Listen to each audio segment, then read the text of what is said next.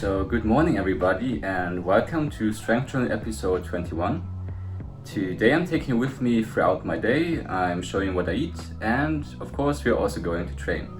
Right now I'm having my breakfast, which is just a bowl of skyr and some whey protein, and I also mixed in some kiwi and banana. So a pretty basic meal, pretty tasty, and has got like a lot of protein, so I think like 50 grams of protein in just that one bowl, which is pretty nice. So yeah, I'm also watching my Adventure Time, which has been my breakfast show for a really long time now. So yeah, so I'm gonna eat my breakfast now and then I'll see you later when it's time to train. So I just got back, or better said, my mom and I just got back from grocery shopping, and now I'm doing my pre-workout ritual, which is basically just drinking an energy drink, going through my workout of the day, and also looking at some basic training videos. So that's basically what I do pre-workout. And yeah, when it comes to the energy drink, honestly I don't know if it helps much at all with my training, but I personally just like to do it more in terms of having that whole ritual pre-workout. That seems to help me at least like mentally to prepare for the workout. And yeah, and I just like to do it. In general, I don't consume much caffeine at all. I don't drink coffee when I'm at home. I just drink coffee when I'm like outside in a cafe. And other than that, I really don't consume much caffeine outside, maybe from like some Coke Zero. But yeah, so that's why I think it kind of balances itself out with the energy drinks. So yeah, that's what I like to do. So the weather today is absolutely garbage. And overall my energy is a little bit low today, which could be due to the weather, for one thing, because I noticed that like my energy overall is like correlated to the weather outside. So if the weather is bad, my energy is lower as well. So that could be one reason. And also sleep wasn't optimal today, I would say.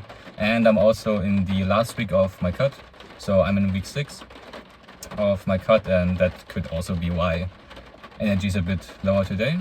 But we're gonna work with that, and we're not gonna let that stop us from smashing a nice gym session. And I'm gonna drive to the gym now. So last week was actually the first time in my entire life that I joined the gym. So I've been training for 4.5 years now, and I've mostly trained either at home or at the park. And I've mostly done like calisthenics and like some dumbbell stuff, maybe some resistance band stuff. But it was basically just training with minimal equipment for 4.5 years. But last week I joined the gym. So now I have like a lot of training equipment available, a lot of new training possibilities unlocked. One of the key moments for why I decided to join the gym was actually when my friends and I were traveling. We went to Cologne for the Gamescom, and on one of the days where we were in Cologne, I wanted to go to the gym. So I went to a gym there, and I just noticed that I really enjoy training in a gym. You see, when it comes to training, I'm just really a nerd.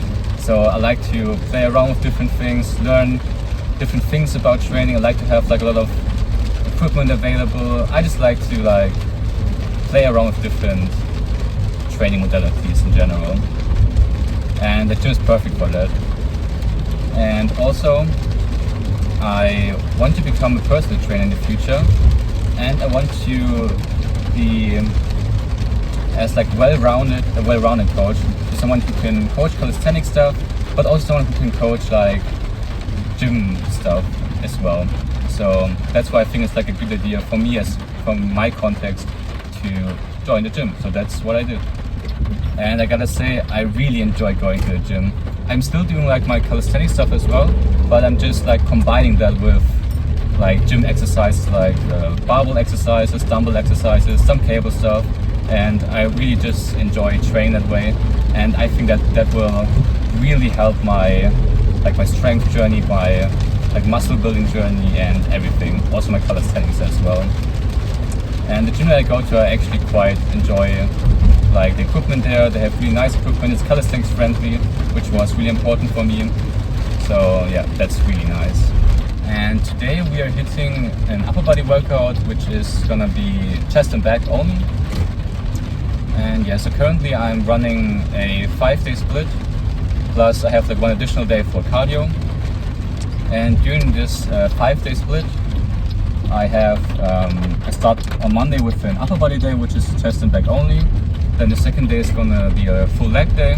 Then I have another upper body day, which is just shoulders and arms. And on that day I also train my handstand push-ups. Then I have a rest day. Then on Friday I'm doing another upper body workout, which is calisthenics focused. So I start with weighted calisthenics, so weighted pull-ups and weighted dips, quite heavy. And then I continue on with handstand push-up training, front lever stuff, and then I finish with some bodybuilding accessories. And then on Saturday I have a full body workout, which is basically just legs and arms and shoulders. Yeah, so I hit like my legs again, and also just some upper body accessories.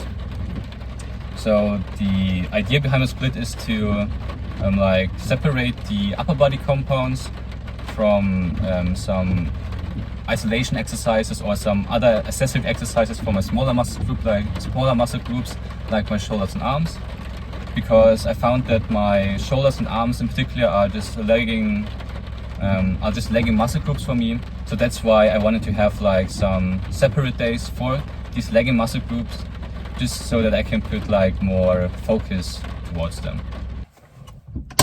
So I just finished the workout and I'm gonna drive home now. And I'm just gonna give you all of my thoughts about the workout while I'm driving back home. So I started the workout with just like a little warm-up. I did some Stairmaster for 5 minutes just to get my heart rate up a little bit. And then I went into the first exercise, which was the classic gym barbell bench press. The barbell bench press is a movement that is like completely new to me. So I'm pretty strong in like weighted dips, weighted push-ups. I'm quite skilled at those movements, but the bench press is something completely new to me. But today it felt pretty amazing, especially in comparison to the last sessions. So the last sessions I kind of struggled with finding like my technique, finding my groove, and just in general the bench press like didn't quite click for me. But this time it actually felt quite good. So I did like 3 sets of 5 to 8 repetitions, and I started with just a couple of warm-up sets where I ramped up my weight till I reached my working weight. I think especially for movements that are new to you, it's important to do warm-up sets, not just to warm like your muscles and everything, but also just to practice the skill of executing the movement.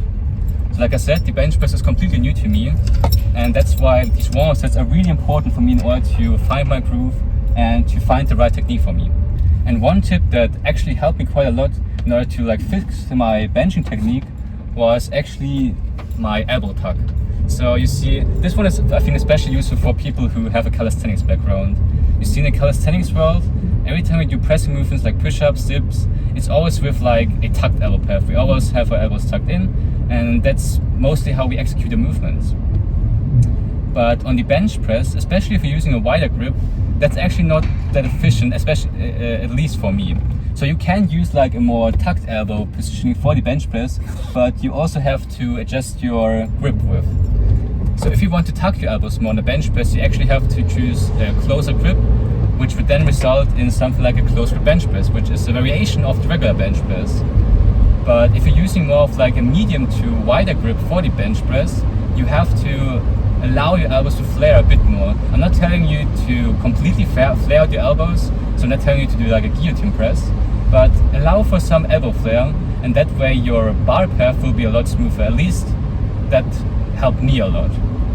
I don't know if it helps other people, but for me that kind of fixed a lot of things. So today I intentionally allowed my elbows to flare more, and everything felt a lot smoother, and I felt a lot stronger, more stable, and everything. Also, I felt my chest a lot more today on the bench press. I got like a huge chest pump afterwards, which is also different in comparison to the sessions before.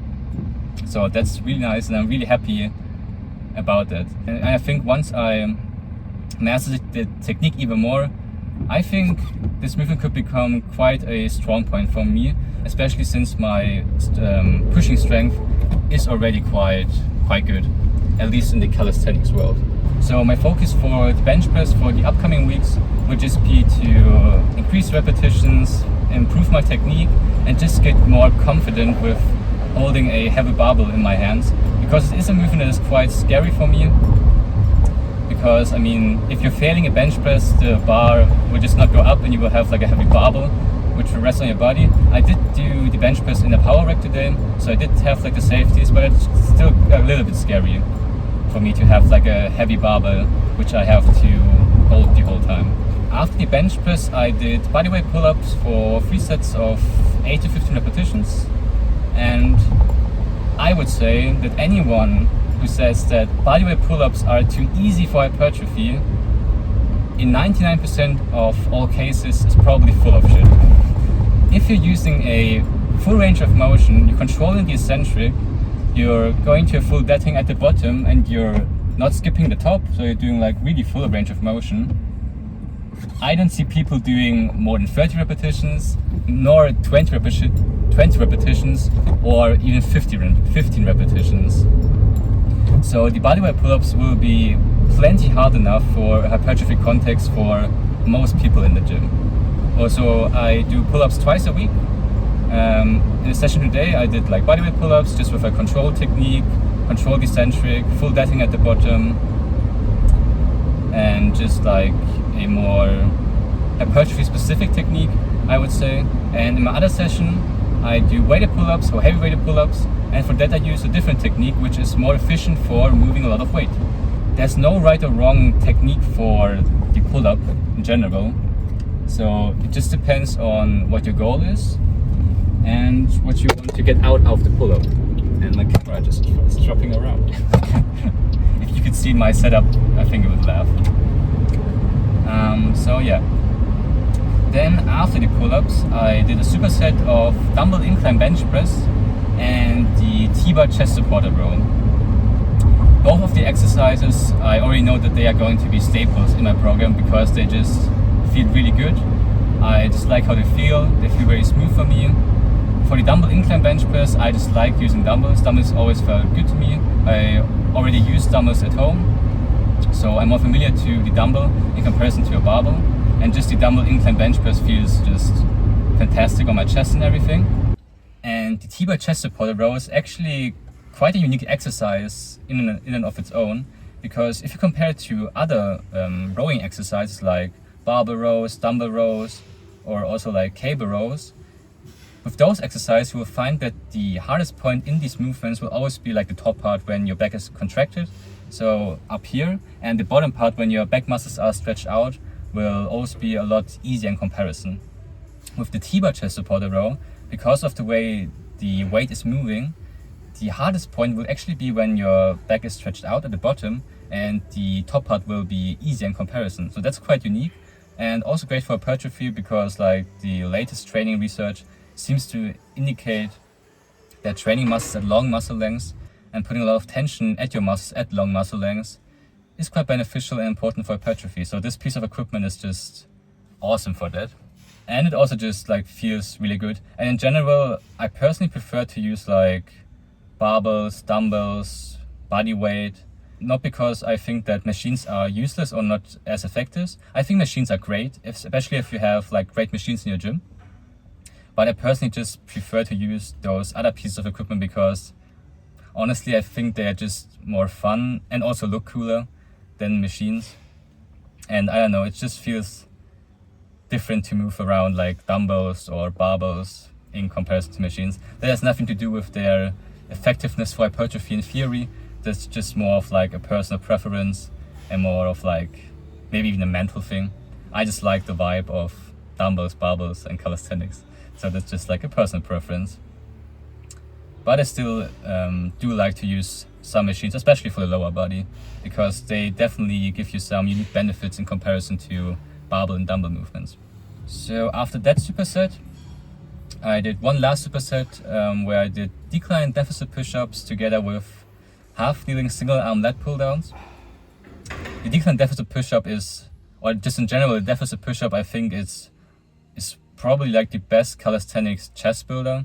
You get a deep stretch at the bottom, You can overload it with weight either by using a weighted vest, even a weight belt, putting a plate on your back, using a backpack. So you can overload it, or you can just do higher reps, which works pretty well, especially if you pause at the bottom.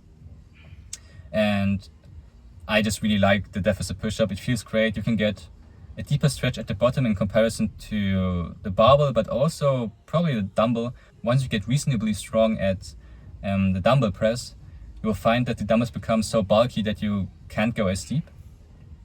So deficit push-up is definitely a great one, and I just really enjoyed it. And I superset that with the half kneeling single arm lat pull down, which is an exercise which is really popular with like I would just call like the optimal training bubble. And it is a great movement, but I find that there are some limitations. One is just that you are limited to how much weight you can use, because for one, if you're doing the half kneeling version, the weight will just pull you up. And two, I find, especially if you're using like a handle which rotates, that the grip, even if you're using lifting straps, can be quite like a bit iffy. So for my first set, I actually found that I used a too heavy of a load, so I had to reduce that because like my grip was slipping and it just didn't feel too good. But for the second set, I decreased the load, and that worked pretty well. So I would say it's a movement that I would personally do rather towards the end of your workout, or if you just want to do something for higher reps. But that's what I would recommend if you're doing this exercise. But it feels really good. It's a great lat exercise because you're solely focusing on shoulder extension, which is the primary function of your lats. So pretty great for that. So overall, that workout was really amazing. I had a good pump, especially after the bar bench press. That bar bench press actually quite destroyed my pecs. And yeah, I definitely felt it throughout the whole work, especially on my second and third exercise after that. And also the back exercises also felt pretty good overall. So I'm pretty happy with that. I'm really excited to see what the upcoming training weeks will bring, especially since I will start to slow bulk again next week. So this week I'm finishing my cut, so I'm still in a calorie deficit, but next week I will be slow bulking again, so I will up the calories, which means that probably my training performance will increase and I will just have a bit more energy overall. And I think that will also help me with like all of the new gym lifts that I'm doing right now. So I'm definitely excited what the next weeks are going to bring. And I think that I will make like a lot of new gains in the next weeks, next months, and next years with my new approach, which combines calisthenics and the gym. So definitely looking forward to everything that is going to happen with my strength journey, muscle building journey, and calisthenics journey. So right now I'm gonna go inside, I'm gonna shower, and then it's time to make some delicious food.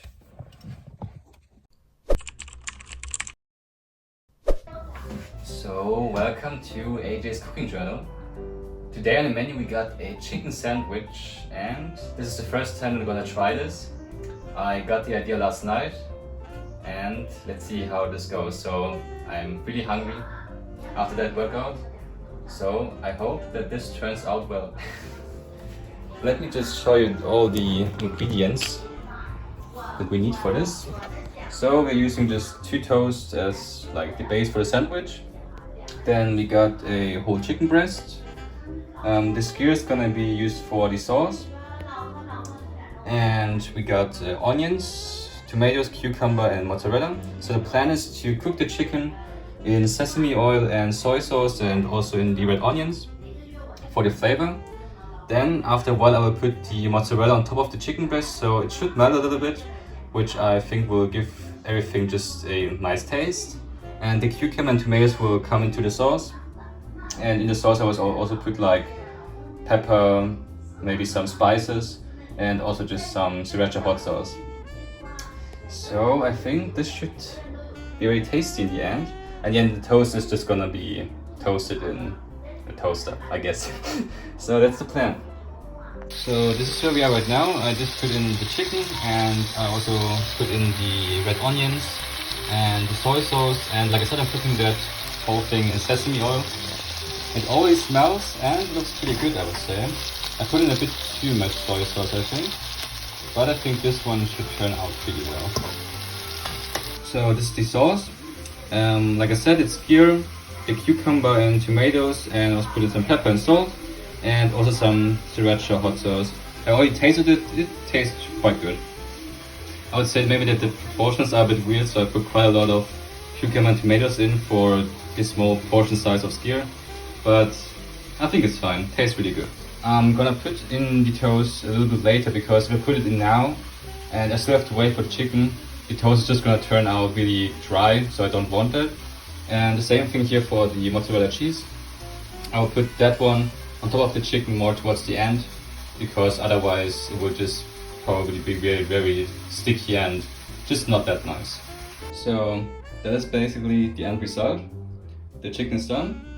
The mozzarella melted a little bit, and we got layer of salad, then sauce, then the chicken, the cheese, and a bit of the onions that look a little bit black, but I think that's more due to the soy sauce. Another layer of sauce, and I'm just gonna put another layer of salad and then the toast.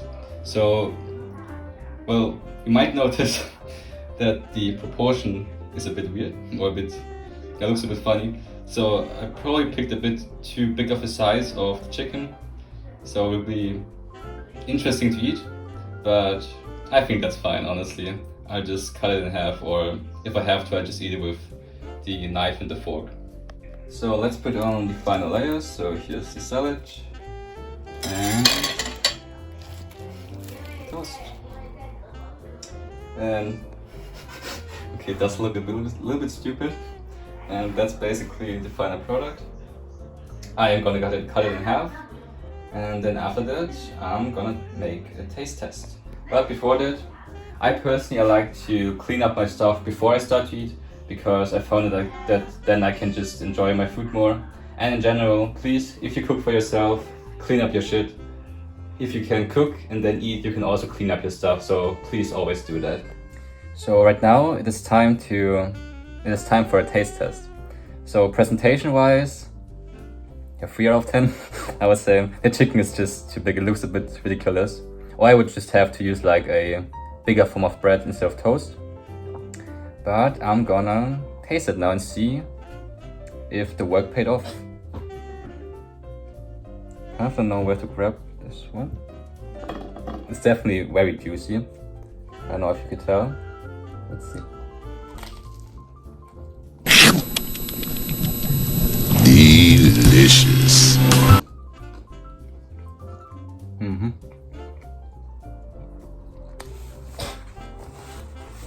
Okay. It tastes really good. Yeah, it tastes really good. So I'm gonna eat that now, and meanwhile I'm also watching some anime. So I'm currently watching Haikyuu, which is probably one of my favorite anime, especially when it comes to sports anime. So I gotta say I didn't watch any sports anime before that one, but I really enjoy just like the whole storytelling and the character plot and the character development of each character. So I just really love the show. I can highly recommend it. So I'm gonna eat that now, I'm hungry, and then I will see you later. So it is 8:50 now, and now it's time for dinner. So for dinner today I'm having a salad, which consists of salmon, some cucumber and tomatoes, and some potatoes for my mom, and just also some hot sauce. So that's what I'm having for dinner, and I'm also having a fruit plate, which my mom makes me every day. Love you, Mom. And yeah, that's basically what I'm going to have as my last meal for the day. So during my cut, I always just ate like around three meals a day, plus some snacks sometimes, and that's how I structured my diet during my cut, and that worked pretty well for me. And that's also gonna be the end for today. So if you like this video, I would highly appreciate it if you press the like button and subscribe to the channel. Share your feedback down below in the comment section. I will see you next time. Much love, and see you on level 100. Peace.